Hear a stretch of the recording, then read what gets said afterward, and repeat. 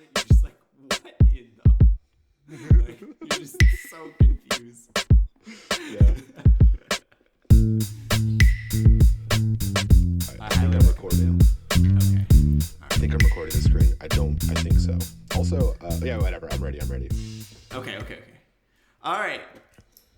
We're both ready. Let's do this. Hello, everyone, and welcome to episode 23 of Patch Notes, the Home Games podcast. I'm Yazeed, and this is Joseph.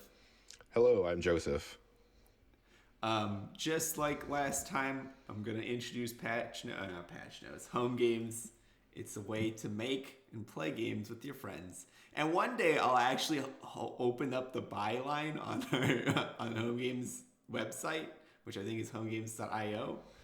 And I will read that instead of just making something up every time, which is close, but not exactly correct. I think, a consistent intro would probably be helpful, but it kind of adds to the charm, you know? We kind of just hit record and we have no idea what we're going to do next. We have these notes. Yeah, we have notes that are shared now. Yeah, I think 2 episodes ago we started doing shared notes after talking to each other for 25 hours on microphones. We decided we should probably start syncing up with what we're going to talk about. Yeah, it's helpful to know what my partner in crime here is going to talk about. Yeah, but now our setups are trash and that whole thing, so I have 2 laptops going, one with just the notes and then one recording the screen, and hopefully it doesn't fall apart. Also, I've got my microphone stacked up on these yearbooks now, so it should be more consistent audio coming from my phone instead of me just swinging it around and talking into it like I was before. I want to point out that that's actually like a deep flex. Joseph doesn't have 2 monitors. He has 2 entirely different laptops that he's using. It's true. I actually have 3. I have my personal laptop, I have my gaming laptop, and then I have a work laptop back there. So I'm an idiot. That's confirmed. This man is the deep lunges of flexing. You ready to hop into home game stuff? Home game stuff. Yes. All right. So, did you review? I'm going to start off with the Dockerization PRs from Alex. Did you review his changes from I think the day before yesterday? I didn't. I sent him a message on Steam because he sent me something about playing Doom. I sent him a message on Steam like, by the way, your pull request doesn't work. You should fix that. And that's when he said something. Anyway, he told me in the chat what he did instead. I haven't reviewed his new changes, but I think I know what he did. It's just updating the README, right? Yeah, that's all he does. He changed to README. So I got it to spin up with his most recent changes. The funny thing is that I told Alex that it was broken, and then I was like, oh yeah, then like we can retest it later, and then I completely just forgot. And then like 2 days ago, he's like, hey, pull down my changes to the Docky Walkie PR, and I was like, why is it even named that? Yeah, I was looking on the thing, and I was trying to like, oh, is it Docker or is it Docker Web? Like, I didn't, just guessing what he named his branch. And then I got frustrated and had to go look on GitHub for it, and it was Docky Walkie, and I was way more upset. The way that he does all that kind of... Like, that's like in his code, too. I think there was one in like one of our school projects where his variable name was like that thing or some like something like that. It's just like, dude. I think in school projects, you kind of get like a pass to just use the stupidest variable names possible. Unless they're grading your code, like if they're actually looking at what you wrote, not just what you're running, like how it runs. Anyway, yeah, Docker PR. It's probably good. We'll probably have Docker stuff sometime this week once I take a look at it. I saw you approved it, right, already? Yeah, I approved it. I got it to spin up, and I got it to actually stand up and everything, and it runs on localhost. Like, it seems like it's 100. I could even, like, open up it's whatever. Oh, Day Master. Today is March 29th, 2020, Sunday, 10:38 a.m. Don't tell him the time, too. Sometime on Sunday, 3:29, not 10:38 a.m. They'll know that I was late every time. We don't even have a consistent recording schedule. We could have started whenever, you know? No one has to know that you slept in after you told me to be here at 10 a.m. I was close. Out of the 248 minutes possible in a day, I was off by... You give me a look like I'm wrong. 248 minutes in a day? Yeah. That's like 6 hours and 8 minutes. That is not That is not correct.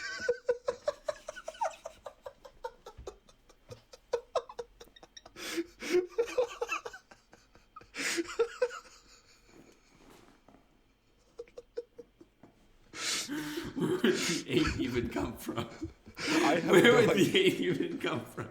I don't know, dude. It's early, whatever. It's all good. It's not even. All right. Let's math. All right. 240. That's 4 hours. Even I don't know. So math. I was Anyway. off by 20 hours. What are you telling me? I was off by the majority of a day still. Anyway, long story short, I'm not very good at math. It's true. But I have a degree in it, so you know. It's All true. right, cool. Let's see here. Do you want to get into what do you want to do first on your notes, and then we'll just kind of switch off maybe. I could talk about SSL and RTC stuff, and then you can talk about your testing, and then I can go to my everything else. Okay, that works. Okay. So if you recall from last week, I was talking about WebRTC and how I found this magical solution to get everything working in Node, where Node would be the server and then just sending it off to everything on the client. I got that working even in home games. I had the whole WebSocket fallback on the RTC channel initialization, all that stuff. And the performance was pretty good. I got it working like across, all these different devices I have that I could possibly get testing on. And it was working on like Edge and Safari and Firefox and Chrome and everything. And it was great. And then I went to go build a binary with PKG, and it became way more difficult because the WRTC node library has some like C dependencies that you potentially have to build yourself when you're running that stuff. And that makes stuff very complicated when I'm trying to distribute this as just like a node package. And it's like, oh yeah, by the way, normal person, figure out how to, just like install C libraries and point your sim links or whatever here. Like, I don't want to do that, like ever. So just myself, like, let alone make someone else do that whole thing. Yeah. So realized that's not worth it, I guess. All the difficulty that thing would add, and, the whole large dependency graph and the kind of mindset of wanting to keep everything as simple as, and just using like native libraries whenever possible. So I basically did all this work, and I was about to put up a pull request, and just before I did, I built a binary just to see if it would work, which I probably should have done earlier, and it totally didn't, and I went down this rabbit hole of nightmares, and I decided I just don't want to do that. So what I'm going to end up doing, I think, is going back to the RTC relay stuff just to see how that goes with actual home games, like with, the master client type thing like I was doing the week before. Mm-hmm. And I have most of that going. It's just not quite there yet. But once I figure out how that works with proper home game stuff, and it's also tricky because the game server has to basically know if someone has a channel or a socket, and the only reason it would know, or the only way it would know that is the client telling it that. So it has to basically maintain some state per client to like based off of requests and stuff, because it doesn't have the direct knowledge of I have a channel open to it anymore. So it just kind of makes stuff trickier, and I'm kind of in the midst of all that. But game thing was working pretty okay. Like the dude was moving smoothly across devices. My mom also got a new router recently because she heard my Family Dollar comment and she was not happy. So there's a new router, and so maybe that's contributing, I guess, to some of the improved speeds. I don't really know. But yeah, on the anyway. receiving end of this Discord call, it is significantly better on my end, just so you know. Great. Well, the bandwidth, our bandwidth went from like 5 megabits down to 20, and that's. Hey. She didn't actually change her internet service. I think she pays for 20 or something. Anyway, we actually get proper bandwidth now.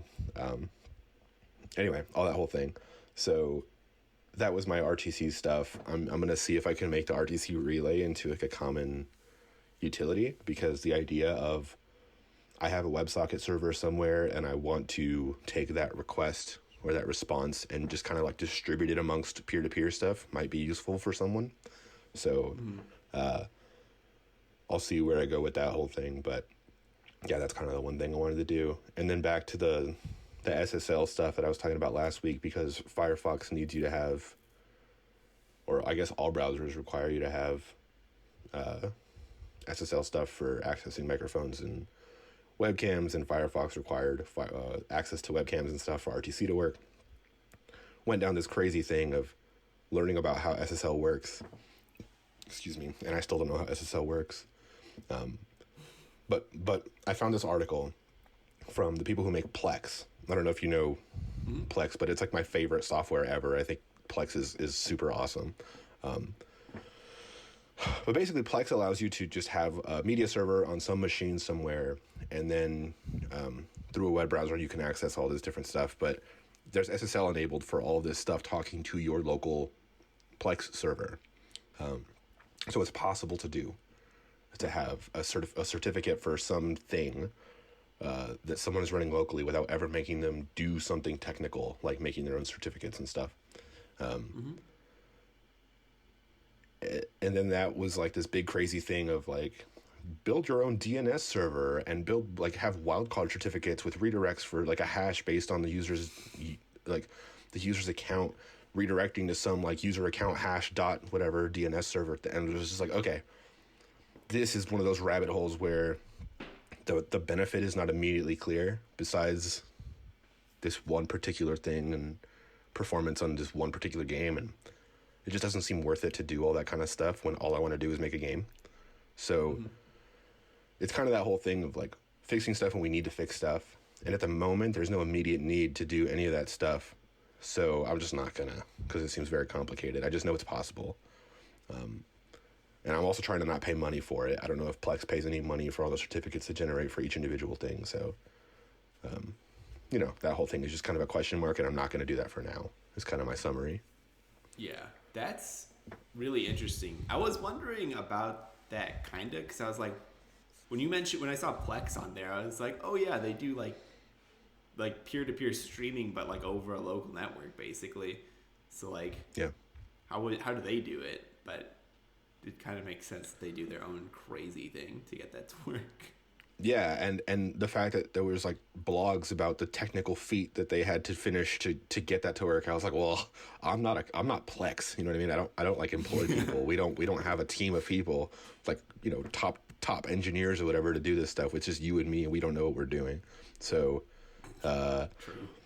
And it said that there was a partnership with a certificate provider, and like any when I read the word partnership, it's money, and we're not spending money more than we need to, I guess. So,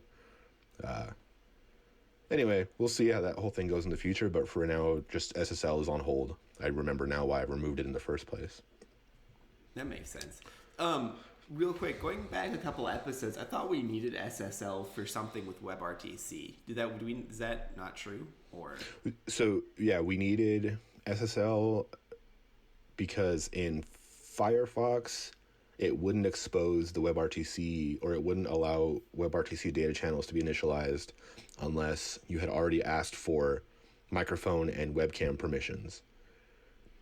And that was just in Firefox. And so the kind of thing there was, oh, we need SSL for WebRTC, but we really didn't. We needed just in Firefox. And anyway, it works on Chrome. I guess it kind of goes into this whole thing of we have to have a recommendation, like, works best in Chrome, because if it's not, you're using a WebSocket, you know what I mean? That type of thing. And that kind of goes into this whole other thing of needing to accept that there are, like, clients are all different, and we have to have some client-specific code. We can't just have, like, we can't just have the dumbest clients possible, like we kind of wanted to in the beginning. Like, there are just different things that different clients can do. If on Android I realize I can just open up a UDP port, well, that's way easy, you know what I mean, than doing all this stuff. So we'll see. Yeah. Okay, cool. That makes sense. I was reading your notes all the way through, and I didn't read on the DNS server. Yeah, it says just F that for now. Yeah, but the for now is in parentheses. Yeah. I'm going to jump into the testing side of things. So I got some basic tests done with kind of like Square in mind, but also just generic tests for all games. So right now I test metadata, make sure that it returns, and it returns both a res and an author. And I also make sure that the get root returns a game node basically. Mm-hmm. And I also make sure that you can add and remove a player. Um, I noticed when I don't know if this is, I kind of run into some problems with testing though, mostly because a lot of my functions do side effects. So by that I mean like function doesn't return anything. It just does some operations on like internal data to the class itself, like the instance of the class basically. It modifies like class data without Mm-hmm. returning anything. So it's like to test something, I need to like look into this class and make sure that like, oh, when I call this function, like this number of things was spun up and stuff like that.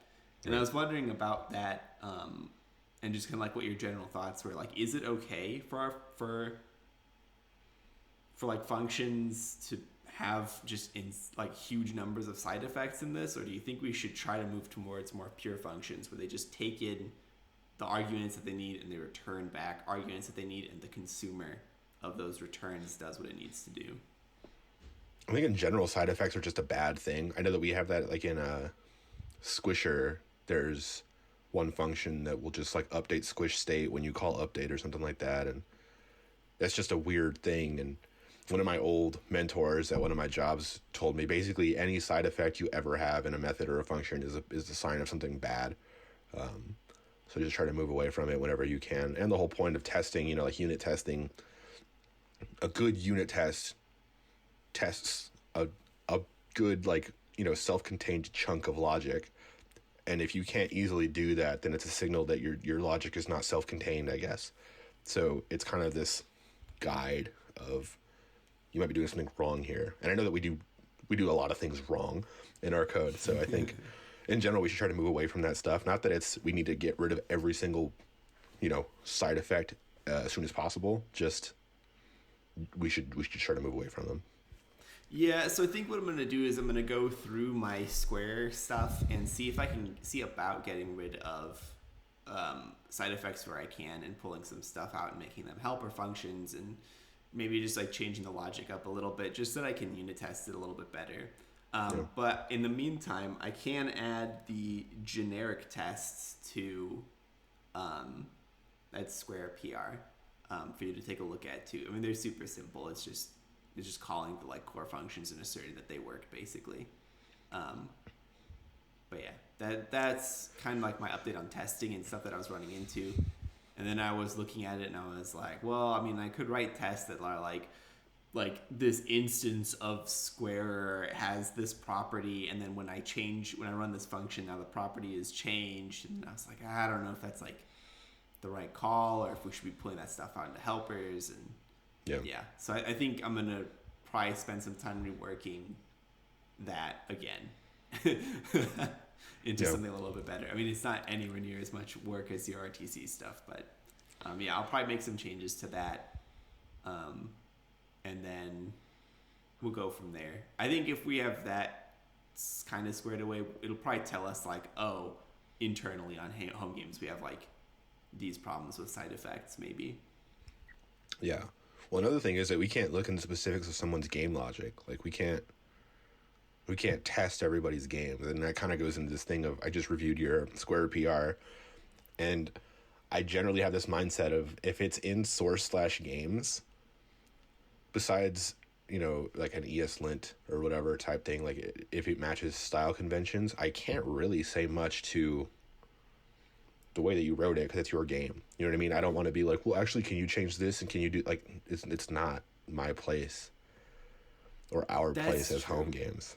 Well, I see. The thing is, though, is that I agree with you that we shouldn't be enforcing how you write games, because every game, in theory, could be different than any other game. Well, I mean, there's like probably like sets of games, basically, like where logic looks similar. But I do think that we should enforce that, like, as other people add games in, they do add unit tests to their games that actually like, test the individual functions, but specific to their game. Because originally I was like, oh, I'll add like a generic call to like key up, key down. But when I was doing that, I was like, wait a second. What if yours doesn't take any keyboard commands? What if yours, and like, what am I really testing anything at that point? And so I actually just backed out on testing those as well. So, because I mean, for me, it's only like up, down, left, right, or WASD basically. So then it's like, yeah. how much do we mandate? I don't disagree that it's nice for someone to have unit tests for their own games, but at what point do we say that a test is good enough? If someone just has does get root return a game node in my game as opposed to the common game, do we say, oh, well, now I have to go and read your logic to see what could be tricky and what you should test? And at what point do I approve the pull request for you to do this? What if someone writes a test that could randomly fail 1 in 10 times? Make sure that the game node color is not red. Okay, well, what if it's random color and then it turns red? And then down the line, somewhere in our CI pipeline, someone's game release is being blocked because of some dummy writing a bad test a year ago. Do we have to make that person fix their own test? Well, what if they're dead or something? You know what I mean? Like, what if they don't care about the project anymore? What if they're not going to be there for us to say, hey, fix this? Do we have to fix their game? Oh, that's a really good point. Well, okay, so all right, so in that case, I think that the person whose pull request failed would need to do the update themselves. So I have a PR for game Y. I have Square PR coming out. When I do this and I run the unit test for home games, it's pulling in unit tests for Joseph's layer test. Joseph's layer test is busted and Joseph is off in Hawaii somewhere for the next 5 years. I have to go fix Joseph's code?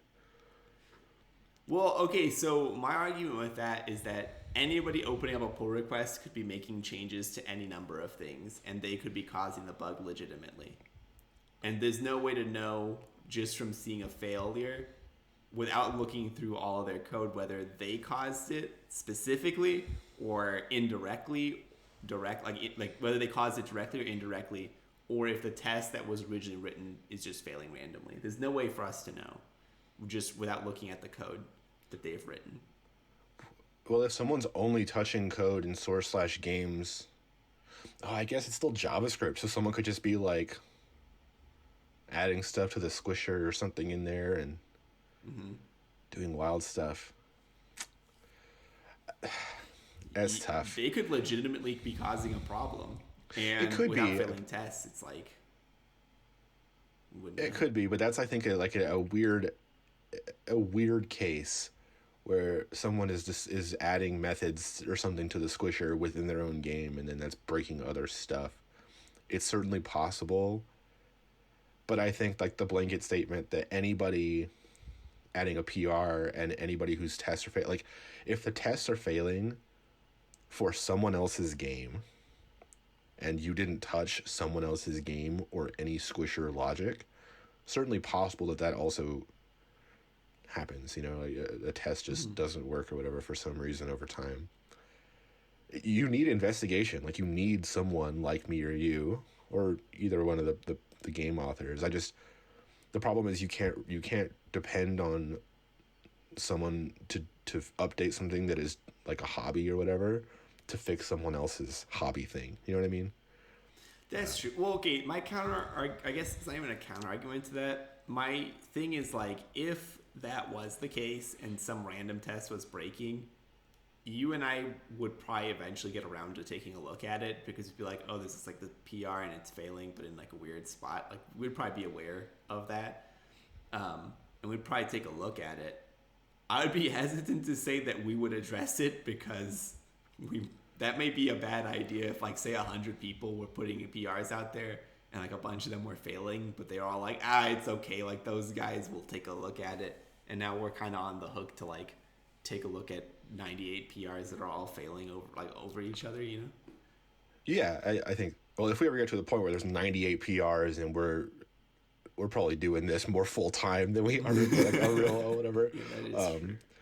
But I think maybe we could do something because the concern is someone in source/games, as long as they're only touching source/game/their game, like you did in Square, it's a perfect example of a PR that should be merged in. You only added your game and a reference to it. You didn't touch anything else. We can have some sort of test that says, before I add Yazeed's game, check the properties of Squisher in game and whatever has own property, this, and then after we run your game, make sure that it has the exact same functions, the exact same properties. If there's anything new in it, then that's a signal that like, whoa, you're doing something crazy. Don't do this type of thing. You know what I mean? We could have some sort of basic thing like that, but at the end of the day, it does require a human being that cares about this to unblock the pipeline if something in the past is broken now. And that human being realistically can only be you and me, because again, we can't depend on people to like fix their stuff in a reasonable time. Yeah. Yeah, I mean, I'm sure we would take a look at it too. I do think that we should enforce that unit tests are still written, knowing that there's a chance that that's going to block the pipeline later down the line. But without having that, it does open the door for regressions and people doing weird stuff that they probably shouldn't be doing. Also, I had a realization that I actually missed one of my main talking points on the testing difficulties. Mm-hmm. So while I was testing the core home games calls, I realized that I was always having to manually close the test runner, basically. It's like I'd call a test runner, I would pass in the file to be tested, it would run through, and then it would be like, hold up, I'm still waiting on something to run. And I realized that the game isn't ending, and I don't know how to stop that. Maybe that's like an off-the-air thing where I show you like what I mean more specifically, but basically like when I run the test runner, I have to spin up an instance of the game. That instance of the game is now executing and waiting and listening for inputs, which is cool because now we basically have like a headless version of the game running, except I need to be able to end the game, but I don't actually know how to close the game without. And I thought it was get garbage collected, but it is not being garbage collected. So I think that there's an external reference to it, but I don't know where. It's probably just any of the intervals or listeners or something. Like if it has a set interval, until you close that, it'll just go. You're right. So we probably should have a close handler in games, but then that's kind of this weird thing of, maybe it's not that weird, but yeah, like a common close method in the thing that is just called by the test runner that lets anyone handle their cleanup of stuff of, here's all my intervals, here's all my whatever. But on the other hand, I'm sure that like it seems like there must be a way to just call like delete or whatever, like del and then thing in an like an object. Dude, like I went you down can just that, remove that. I went down that line, dude. It is not that easy. So delete on a property will be rejected by JavaScript if the property is referenced elsewhere. Like if you attempt to delete something that's referenced elsewhere, it will reject that delete attempt. Which is okay, but I don't know what's the problem is like I don't know what's referencing it at all. I'm like it's either this is like deep into home games or like it's self-referential. But if it's self-referential, then closing it should close it. Like but I don't know. I'm not sure. I even tried setting it to void 0. Have you tried it on a game like Layer Test that has no intervals? No, I'll try it on a different game as well and see. I was testing it like entirely on Square. Got it. Because I saw that you had like your set intervals, and then you had like a bunch of that stuff, and I know as long as that's going, it'll just go until you clear the clear interval, clear whatever it is. So but yeah, that's interesting. We should probably have a common close thing to let someone do the cleanup. Yeah. Okay, cool. Yeah, that was the other piece. I wrote down side effects, but I also meant to write down you can't close these. The tests you have to manually close right now, which is breaking on C for like an automated runner. So, not great. But yeah. Well, good. That's a good catch because I never thought about that, but yeah, that makes sense. Yeah, then I was trying to look at how home games closes game instances, but I also couldn't find that either. Yeah, it doesn't exist. It doesn't do that. Well, When it you spin down home games, it does. it shuts down servers. So the socket manager stuff, when you launch a new game, it launches a new server running that game, and I'm guessing that when you close out that entire, it's actually a node process. It's closing that down, so that's killing the game. So I could use like a process killer and kill the process manually. Or we could just write a closer function. Like a close game function that home games requires you to call via base unit tests. Yeah, but then, yeah, well, whatever. I guess if someone doesn't clear out anything effectively, then their stuff will just hang, and they'll realize that there's a bug somewhere in their logic. That's fine. The close is kind of a test to see if you actually do close correctly. Anyway, that I'll probably have to think about that more. But yeah, that's an interesting problem. Yeah, and that was something I ran into. I probably was running into that like a while now, but I only noticed it yesterday because I was like hitting enter and nothing was happening. And I was like, that's weird. And then I control seed and I was like, why did I have to control? Like in my head, I probably was doing it just reflexively, but I finally realized it yesterday. And then the last bit I have that's also not written here is I am a dummy and I forgot to do the max number of players. So I'll do that this week too, along with cleaning up Square again. Nice. Yes. Yeah, PRs and stuff for your Square PR. I approved that. So if you have more testing stuff, like more of a common testing thing, I would say that should probably go into its own PR. Okay. But then the stuff in Squish.js that your Square changes depended on, I had some comments, but I still approved it because they're minor enough that it doesn't really matter. But yeah, so those are both reviewed. And then if the Alex's Docker PR thing is reviewed, then we shouldn't have any outstanding PRs at the moment, right? Yeah, I'm going to take a look at what comments stuff's on the Swiss.js one, and with the changes that I'll be making to Square, I'll probably request a review. Yeah. Because I'll be changing stuff so that I can unit test it a little bit easier. But in order to do that, I may break something else or do something weirdly. So I'd rather get another review on there. So Sure. yeah, but once that's all done, then I think we'll be clear of PRs to review. Okay. In your Squish.js one, there was just one n squared operation that probably could be n. Yeah, I had a little comment on that, but other than that, it's just very minor stuff. Okay. Yeah. Cool. Well, my last little stuff, I guess, for home game stuff is one of them is we got feedback from one of my developer friends who said we should have a tool or some utility to build animations to do the whole transition between different images and stuff like that. So we have like a very, very basic version of that in the Dancing Guy game, but I'll probably try to abstract that out and make it a little bit more generic. So that'll be helpful, I think. And then I wanted to add some dev tools. I've had so many instances where I'm just like, oh, how fast is this running? Like how many things are being sent out in a second? How many things are being read in a second? What's the delay between the two of them? So I just wanted to have a very basic like FPS counter in our games. Just like enable like the start of this developer tool type thing. Because we're going to need some sort of basic developer tools within the actual game client to test how it's running, to see how it's running, stats and all that kind of stuff. So, anyway, just wanted to add an FPS counter so I can do that more consistently and it would actually make sense and be good. And then input throttling. So when I was testing all the performance stuff, I realized there's no real logic to stop someone from sending over like 1 billion inputs in a second. I ran into this on the layer test. Like when I click and drag on a laptop, it's pretty smooth movement, whatever, and everything kind of gets the update in a reasonable, like it all looks about synchronized.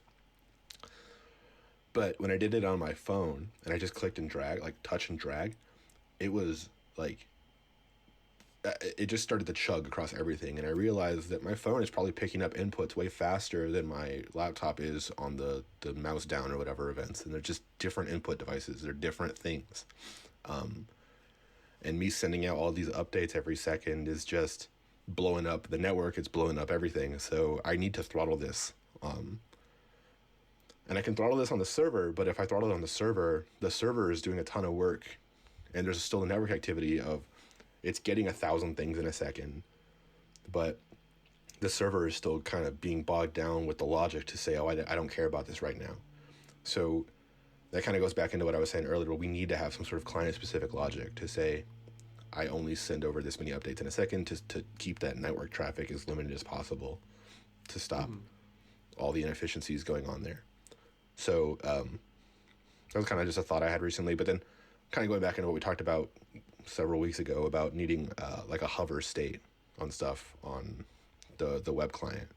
When I hover over something with a mouse, the pointers change because like it would on a link or whatever on a web page, but that is very specific client logic. Only on the web client it would ever do that kind of stuff, because on a phone there's no mouse. So that stuff is just necessary. So I'll probably be adding some of that stuff sometime soon-ish. And then kind of going back into your state queue stuff, realizing that that's another thing that would probably be useful for me to say, okay, well, they dragged their finger across this thing and they changed, 4 layer colors in this process of like doing this within a second. Well, instead of saying, okay, well, every, how fast as you can get them, send them out, queue up these 4 color changes and then send the update out in one go kind of type thing. Just again, for performance reasons, like we can't have this wild thing of I'll always handle whatever you give me whenever you give it as fast as you give it, because it's just not possible to do that between every client and to handle all that kind of stuff. So we need to have more management of inputs and state, all that kind of stuff. Like, are you saying it like the squisher or like the squish level having a queue? Because you would, right now what we do is that whenever there's a change, like a bunch of listeners fire and then a squished version gets resent back to the client. Mm-hmm. It's like you would need to do a, like you're not talking about a queue for the game's updates. You're talking about a queue at the send out level. Sorry, like the response level. Yeah. No, I mean on a game level thing. Like because it would have to be game specific logic stuff. The game like the layer test would say, well, this person changed 4 layer colors in a second, or in half a second, or however long, whatever my tick rate is. Like, I don't want to send these out too quickly. I don't want to do these updates too quickly because, indirectly that does change how fast stuff is sent out, because if the updates aren't happening directly, then the network isn't being blown up when I do it. So I do mean a game level thing. So I think maybe I don't understand then, because from my understanding with the state queue, even though the tick is the consumer, every time we update a node, it fires the listeners that send off to the client. No. Yeah, but I mean, in the game, it wouldn't update any of its nodes in its tree until the tick happens. The consumer would say, okay, well, now is when I do my state change, as opposed to updating directly on input and then putting it into something else to re-render out. Right, but then aren't you collapsing all of the changes into whenever that tick happens, it's going to be boom, boom, boom, boom, boom, and it's going to just fire them all off one after the other in really rapid succession?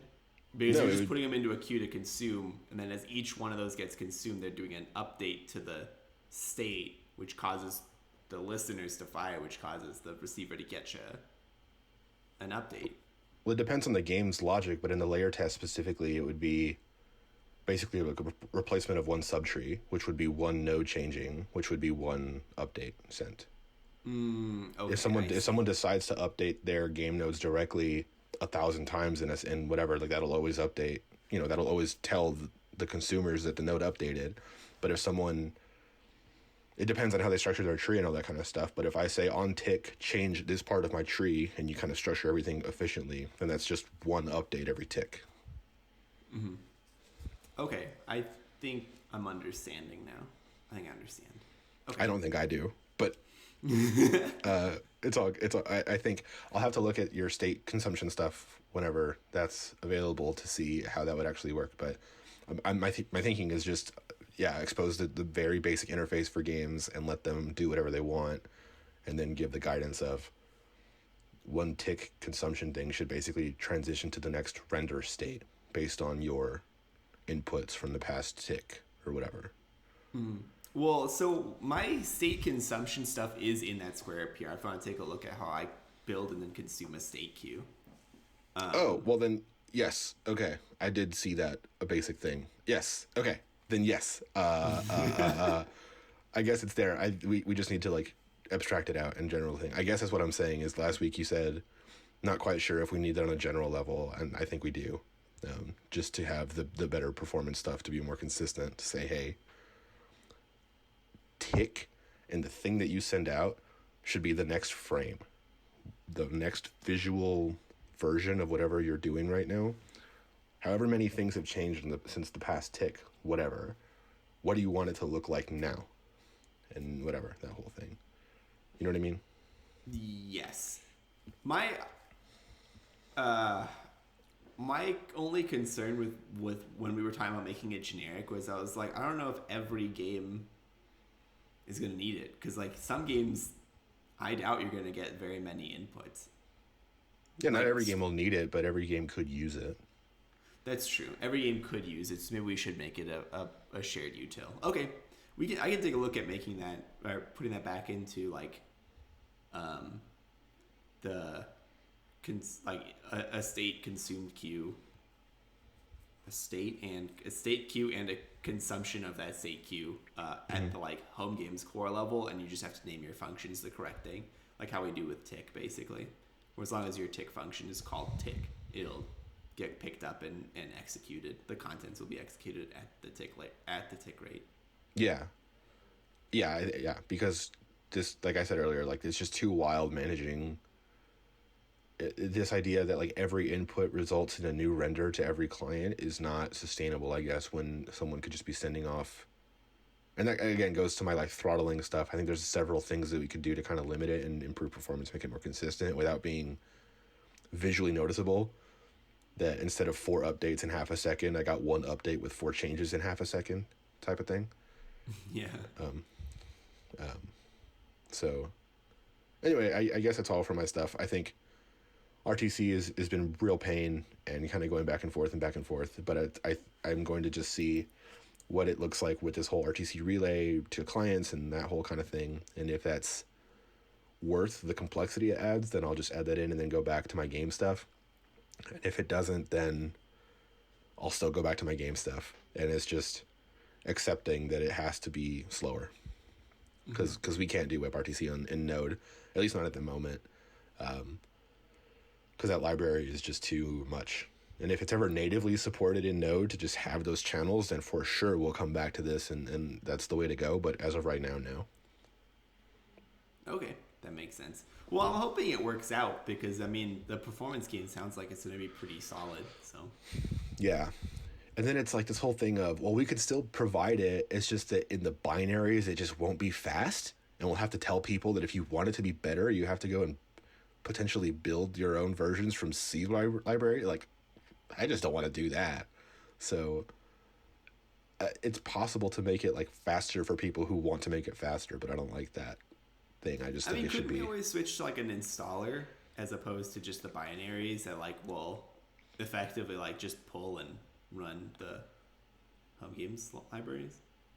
But the like installing the WRTC library is not always straightforward, I guess. Like on my Mac, it's fine. I just say npm install, and then it goes and finds these C libraries that are provided, like these bundled things are provided by the people who made that library. And it's like, oh, it just automatically knows that you're on OS X, so it'll go find the binaries for that from these providers and then give you stuff locally. And then like, but that's not always going to be the case for everybody.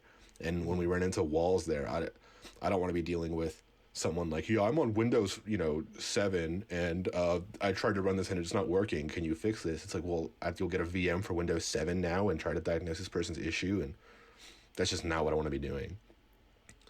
You know what I mean? Yeah, that's a legitimate problem because you and I both don't have Windows 7. Like, Yeah. or if like somebody's running into an issue with a specific Linux distro, like, one of us would have to spin up a VM of that distro and try. Yeah. And I mean, ideally, if someone's running anything Linux, they're probably savvy enough to go and like figure out their own problem. But when they can't and they need us, it's like, I don't want to do that. I'm trying to stay within the whole JavaScript world and not like Ubuntu packages and whatever else. You know what I mean? I'm not doing that. Yeah. So yeah, I think the thing there is if we wanted a node, we have to just wait for native support in Node for RTC. I got you. Yeah. So we talked earlier this week about keeping this one to 45 minutes. I think we have like 4 more minutes to go until we hit that. Yeah, we wanted to make these shorter because we've gotten some feedback. They're too long. But we went, according to my thing, we're at 47 minutes in. So We are, but I think some of that was like the before we actually started recording. I think we lost like 3 minutes there. Got it. Well, still, I don't think we're going to hit 45 on this one. Sorry. I don't know, it's all good. I was just throwing that out there in case you were like, no, we're hitting 45. Then I was like, all right, we just cut this song of the week. No. No. Speaking of, do you want to do song of the week now and then we'll do what's up after? Or do you want to keep to the schedule? Let's keep to the thing because it's easier for me to keep copy pasting songs into the audio tracks when they're consistent. Okay, cool. All right, let's do what's happening. What's up? What's happening? You want to go first? I see your notes, or I have some stuff as well. Well, okay, so I have a story to tell, and then if time allows, I have a joke that apparently. Anyway, so my story to tell is that I went running earlier this week, and by earlier this week I mean like 2 days ago, basically. And while I was running, I ran I was like running one direction, and other people were running in the other direction, and we passed by and we said hello to each other, and then we kept going. And then when I got back home, I realized like that's the first person I saw all day. Actually, that's the first person I saw for like 4 days. Yeah. I had this like weird moment of like, that's the first in-person interaction I've had in like 4 days. And it kind of like blew my mind. And I was just like, holy smokes. I haven't seen other humans. Have you been doing that thing? Like, do you talk during your work days? Like, do you have meetings and stuff like that over Zoom or whatever? Yeah, we do. I try to like, when I have a question, I always like say like, oh, can we like hop in a meeting? Like now, not usually. Before I used to just stand up and be like, hey, I have a question aimed at like somebody who looked like they weren't doing anything at the time. But now I just like ask if anyone has time to hop in a meeting. I don't know. I'm trying to be like that guy who like keeps us at like a reasonable level of personal interaction. Yeah. So we don't just become robots to each other. That's helpful because I think I've had several days where I just like don't speak for hours, especially, I mean, not now because I'm like with my mom and all this kind of stuff. So I talk to her, but there are days when I'll work from home and I don't have any meetings and it's like, man, I haven't opened my mouth. Just like my vocal cords haven't done anything in like 12 hours. And when you talk for the first time in a day, it just feels weird. It's like you hear your own voice. And you're like, well, what is happening? But yeah, social interaction's like a weird thing at the moment. Like I haven't seen a person I who's not my mom in a long time. So it's weird. Well, like I make noises all the time when I'm here alone. Like just constantly making just weird noises. It's more of a you thing. You just I'm trying to perfect my bird noises. I really would like to one day be out in the woods somewhere and then make a noise and everyone's like, "Did you hear that? It's a weird bird." And you're just like, "Yeah, weird bird, huh?" You want to be a weird bird out in the forest, just like as a hobby. That's just the future you see for yourself. Not like yes. No, I just think it's funny to make noises, especially because I live alone and my place echoes still like an insane amounts. Like if I just make a noise, I'll hear it for like a little bit. It's great. You should record those and we'll do like an ad-lib track for home games, you know? It's like we'll add a producer tag for Tynan. So it'll be like Tynan made it, whatever at the beginning. And then his whole songs will be going. And then we'll add like, in the back of some of the stuff, so it'll just be like a super hype podcast. Well, like I think on Tuesday or something, while I was eating lunch, I was on Reddit and somebody posted the noise, like this mating call of a bird species that's extinct now, and apparently this was the mating call, like the last one. It's like this was like the last male trying to like find a lady, and there are no ladies. There's not even any other males. Like he's legit the last one, and it's super sad, and it's like it's kind of cool though. And so for like the last 4 days, I've been trying to practice making that noise, but I'm not anywhere close. Like it's out. That song is like crazy. Yeah. Well, I believe you can do it. You know, just keep practicing, and Give it maybe enough one day time. you'll find. Give it enough time. You know, as long as this like self-imposed quarantine works, Yeah. I will one day be able to make this bird call semi-close. I believe in you. That's my story. Even if I don't understand you, I believe in you. My what's up stuff. So I beat Doom. What, you beat it already? I beat it already. I was up till 2 a.m. on Friday night, and that was awesome. That game is super hard. Yeah. Like, I was getting so frustrated. There's basically one checkpoint before the final boss where you're just getting destroyed, and enemies are, the way that they spawn, they'll like pop up behind you and next to you, so you can't even dash efficiently because you think you know where everything is, but things just keep changing, and then people will like fade, like warp to you. It's super frustrating. But I beat it on Hurt Me Plenty, which I'm pretty sure is like normal. And then I talked to Alex, and he's like, yeah, it was really hard. I beat it on the one up of it. So he already finished the game on hard. And then on Friday night, I was talking to him on Steam, and he was also streaming his stuff, but he was replaying it on Ultra Violence, like the highest one.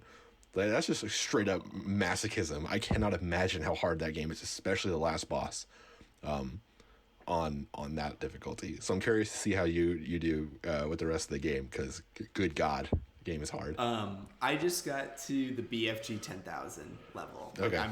I like just got to there, but I'm also like spending, I don't know if this is true about you and Alex, like I'm spending quite a bit of time just exploring the levels and like trying to find all the secrets and stuff. I did some of that stuff. I don't know about Alex, but I think part of it, the frustration, like towards the end especially, is that you're not quite sure if the path that you're going down is going to be a secret or if it's going to be a oh God, I have to edit that out. That's a text message. Oh my God, another one.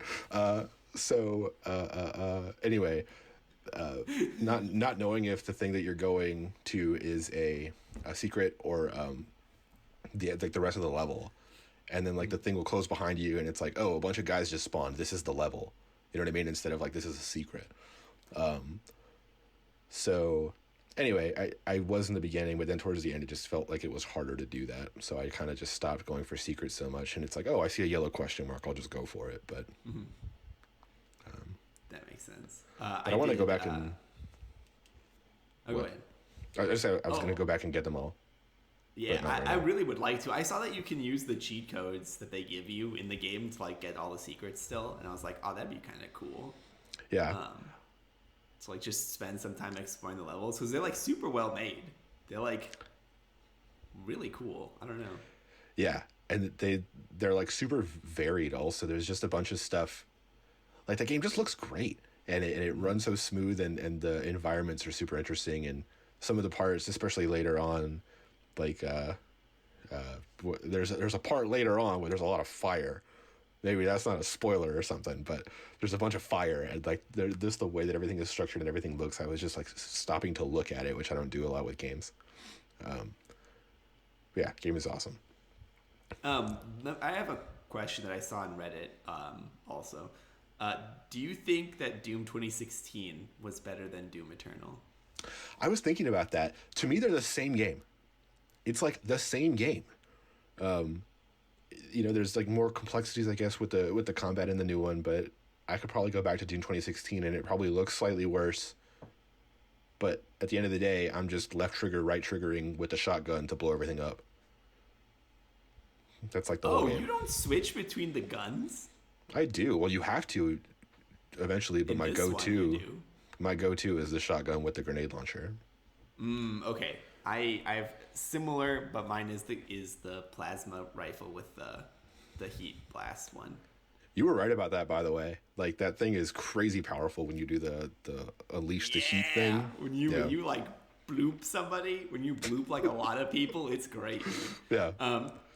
Yeah, I saw somebody said like he thinks that both of them are really fun, but he thinks that you can play Doom 2016 for a longer period of time than you can play Eternal. Like just like consecutive. Like I can't play Eternal for more than like an hour and a half to like 2 hours. Not because I'm not interested in it. It's because I'm tired. Like it's physically exhausting to play that game on some level. Each level is like an hour long. You have to invest time. Otherwise, you come back into a checkpoint. You're like, what is happening? Yeah. I've been playing at like one level a day, basically. Well, much slower than that pace if I'm only on the BFG 20,000 level now. But yeah. You're probably like 2/3 of the way through the game. Yeah, I don't know. That game's super fun, but yeah, I'm like dragging my feet a little bit about it, I guess. I should probably just finish it off. I really enjoy it. I like both of them a lot. Have you tried the multiplayer? No. I don't know if I am. When you and I played multiplayer, it was fun, but like I want like sometimes I want to play a game like only single player, you know? And I think Doom is one of those games for me. So the interest, like, yeah, Doom 2016's multiplayer was like PvP, run around and shoot guys with the rocket launcher. That, to my knowledge, doesn't exist in Doom Eternal. The multiplayer is 2 demons on 1 human, and that's it. So like, it's basically a boss fight. It's actually really interesting. Oh. So you, like the 2 players pick their demon types, and then the human character has to just go around. They have a lot of power ups and stuff like that, and every weapon except the BFG, and you kill the 2 people. That's the goal. I'd try that. Yeah. I haven't yet. It's pretty good. I'm terrible at it. I played as the Slayer every time, and I've never won. It's very hard.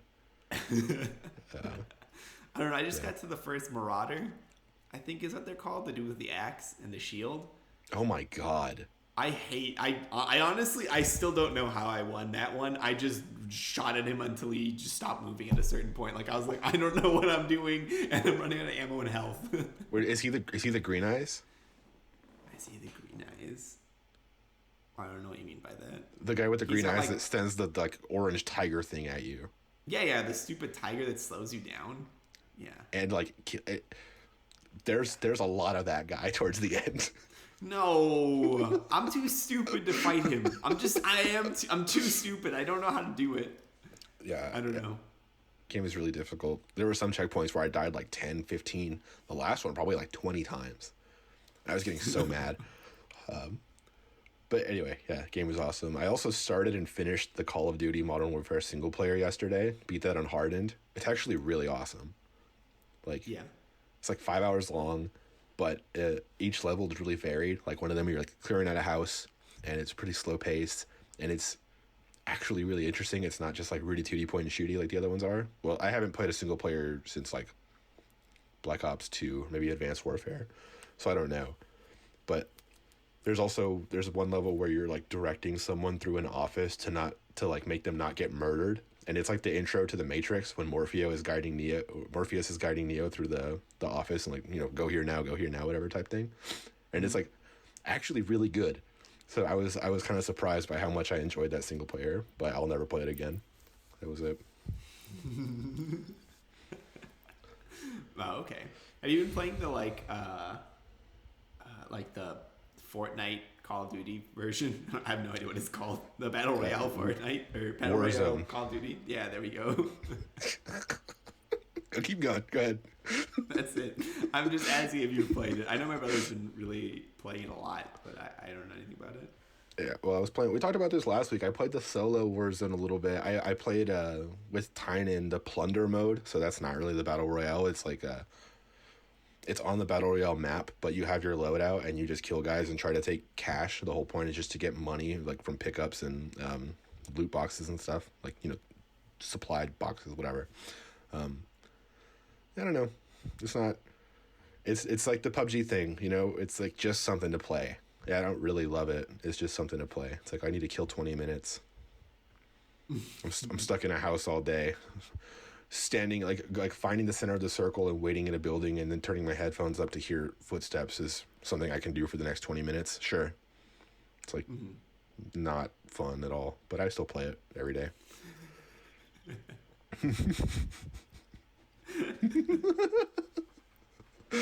All right, I see you have Sonic movie on here.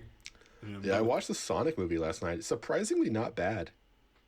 What? You know? Yeah. I was laughing at some points. A lot of it is just cultural. It seems like it's like Reddit humor, kind of. Like there, at one point, someone, you know, the Sonic drawing, like the original Sonic drawing of. There's one crazy old man or whatever who's seen Sonic because he's hiding from all these people. Right, it's in Green Hill, Montana, and he tries to stay hidden from everybody. He basically lives on a mountain like the Grinch, and he doesn't go down. He just watches everybody. But there's one crazy man who claims to have seen this magical hedgehog, and he holds up a picture, and it's the Sonic drawing. And then there's one part where there's raccoons going through the main guy's trash, and he calls them trash pandas. And one point, Sonic flosses and all that kind of thing. It's, you know, it's like for kids, I guess, but surprisingly not bad. There were parts that were actually funny, and Jim Carrey is actually really good as a Robotnik / Eggman in it. Nice. I'm not really even a Sonic fan, but yeah. I've been hesitant to watch that movie because I thought it would just be pretty dumb. It's certainly very dumb. I mean, it's dumb, but I thought it was fun. I am probably still not going to watch that movie, honestly. That's fine. You don't have to watch that movie, you know? You could totally just skip it. It was just something to put on yesterday, and I was pleasantly surprised. How many times has he flossed throughout the movie? JC told me it's more than once. I only remember the once, but maybe it was multiple times. I don't know. Was it horrifying, or was it just okay? It's just I get the same reaction whenever I see anybody floss. It's just like, you know, just try to ignore it until it goes away.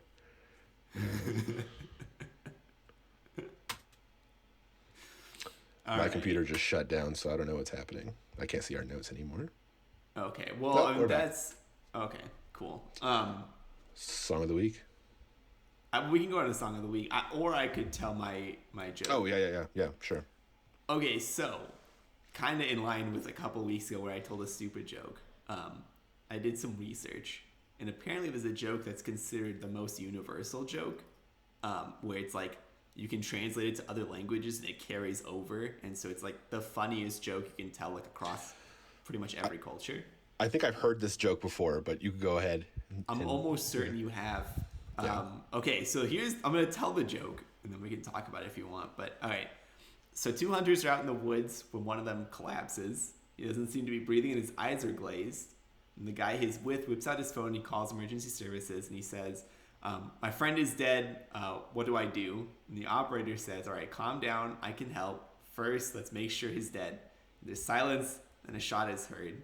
And back on the phone, the guy says, okay, now what? And that's the joke. Yes, I have heard that one before. It's still good though. I enjoy that. It's a funny joke.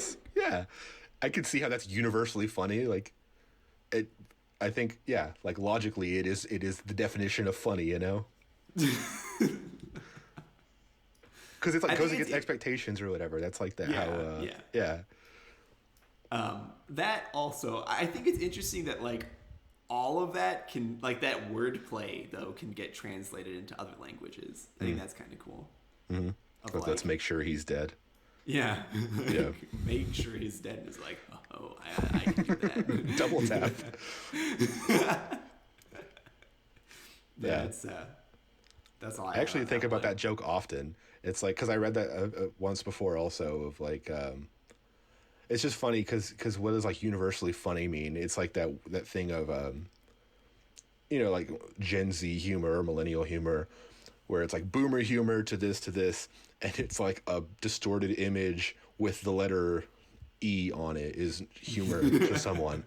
And it's weird how like that is the same thing technically as the joke you just told, and like what like how humor works, I guess, is very interesting, and that joke is just like a weird example of it. But yeah, that's an interesting thing, I think. I never really thought about it that way, actually.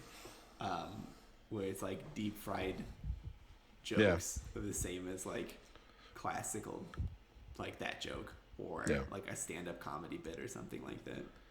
Yeah, and there's different things of like what someone's expectations are. Maybe that one, the one you just told, works because everybody knows what a hunter is, everybody knows what being dead is, and everybody knows like the context there. So it's easy to make the joke. But if someone's like, well, you see, in Call of Duty, there was a press F to pay respects, and now people just post F on everything, and that's the joke. And it's like this whole thing, you know what I mean? It's just weird how that whole thing works, like as a society or whatever, and like memes within friend groups and stuff like that. Anyway, that's true. All right, that's all we had for What's Up. I think it's time to move on to Song of the Week. Song of the Week. We're still under an hour and 15, so I think we'll probably hit the same length that we've been hitting. Hey, okay, cool, amazing. Way better than like first? 2 hours and 20 minutes like we were before. Yes. Yeah. So first, I listened to the song that you told me about last week, the Lotus something. What is it called? Eater? Yes. Lotus Eater? Yeah. Yes. It was pretty cool. I enjoy instrumental music. I just don't listen to it a lot, I guess. I was actually talking to Tynan about this. Is unrelated. I was talking to Tynan about this when we were playing Call of Duty this past couple days, and he was like, where I was like, I don't listen to instrumentals or whatever because I can't sing along to them. And he's like, what? Like, I sing along to instrumentals all the time. Like, I just make sounds and whatever and to like a melody or whatever. And I just don't. And I think the reason I like music that is like, you know, considered a lot as like mumbly music or whatever, is because the like flow of the song, like the is actually words. And you can say words and it like there's like, I'll just go around the house and sing like a Quavo line of like 4 words and Zenobia will get mad or whatever. And just being able to do that is something that makes me want to sing along to it. But like an instrumental, I just cannot do that. But Tynan is also a different kind of person. Like he makes music, like he used to play, like he plays instruments, he makes beats, he does all this kind of stuff. So I think he's just like more okay, I guess, with just mumbling or like singing to sounds. Anyway, all that is just to say my song of the week is Turks by Nav. It's like my favorite. It's like exactly the kind of music I like. It's just simple. It's fun. I have no idea what he's talking about. I don't know what Turks are. It's not like Turkish people, like people from Turkey. It's just that wasn't even my question, actually. It's just it's just weird. But it's Nav, who's an Indian rapper, definitely the most famous Indian rapper in America, and Travis Scott and Gunna, and it's just a simple, fun song. It's pretty good, and you can sing along to it, and it doesn't mean anything. I think you've recommended more songs featuring Gunna than any other person. I think you really like Gunna. I do, but it's also hard not to because he's on every album that comes out these days. Like, it's funny. There's an ongoing meme, I guess, kind of on hip hop heads about where featuring Gunna is going to be this week, and every album that's been released like every week for the past several months has had a Gunna feature on it.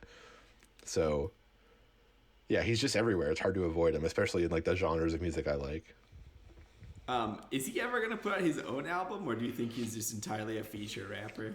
He's got several. He's got this Drip Season series. There's a song called "Caught Me a Foreign" by Gunna featuring Young Thug. That's like top tier music. If you want to hear like next level songs, that's one, but not because of Gunna, because of Young Thug. So Gunna's got a bunch of different albums. He has one, Drip or Drown, I think came out last year. He's got another one coming out soon. He's got a single called Skybox for that album. He's got stuff. I just think I'd rather have him on a feature than on his own songs. That makes sense. Yeah. I got you. Kind of keeping in line from me with the instrumental stuff is my song of the week is You by Petite Biscuit. It's an interesting name. Song. Right? Wait, is Petite that Biscuit? Or yeah, Petite Biscuit. Oh, it is. I know nothing about them or him or her or them. I honestly have no idea how many people are even in Petite Biscuit, but yeah, I like you a lot. Is it the same kind of like guitar-y build up and that whole thing as last week, or is it something else? No, this one's like pretty different. Last one, last one is like much more melancholy. I think You is a little bit more upbeat. I don't know if there's really much guitar to it. It's more synthy, more like piano. There's more piano, more synth. Like there's like it does like the lo-fi hip hop thing where it features like basically like a news story reporter who's just saying a news story and they like lo-fi it basically. Like they play it through like they just like make it hard to understand what they're saying. But yeah, I don't know. It's but they only do that at like the very end of the song, and I don't know why, but like I really like that. Yeah, it's an interesting song. And this is also coming from your Discover stuff, or? No, I heard You by Petite Biscuit somewhere on like something. I don't actually remember where. It didn't come off of Spotify. That song is, I think, been on my playlist for a little while now. Okay. But lately I've like been listening to podcasts to hear people talk, and I've been listening to instrumental music. So it's like I haven't listened to a lot of music with words, if that makes sense. I still think you should look up Supmate. I think your homework musically is look up Supmate and Cop Me a Foreign. And I'll be very happy if you do that. Supmate. And what is it? Cop Me a Foreign? Yeah. He's going to go buy him a foreign car, you know? Oh, okay. I thought this was a foreign person, and I was like, but okay. That'd be a dark turn for that song. But, yeah, that's what I was like. This is an interesting name for a song, but I got you. Okay. But are you proud that I knew that "cop me" meant to like get? I'm very proud. Yeah, because you're not in tune with the lingo, you know. So that's impressive. No, I am not. I still stand behind using mint as hip lingo. That's just from that TikTok with the girl saying mint to everything that's broken in her apartment. Yes, it is. Yeah. But like in the worst things possible. Just like in a Jeep and the floor of her Jeep freezes and just like mint. All right. I think that's all for us. Unless you have anything else, Joseph. No, that was all. Very happy that we're not hitting 2 hours and 20 minutes like we used to. That's true. Thank you everyone for listening. We'll catch you next week. Hit us up on Twitter, and we'll get back to you probably. Homegames.io. I figure instead of telling everybody every individual thing, because everything is on our website, so just homegames.io. You know, simple. That's smarter. Check us out wherever on the internet. We're all over the internet. Go to homegames.io to find out where. Thank you. All right. Homegames.io. Check us out. Send us a tweet. Do whatever you want. All right. Thank you for listening. Bye-bye. Bye.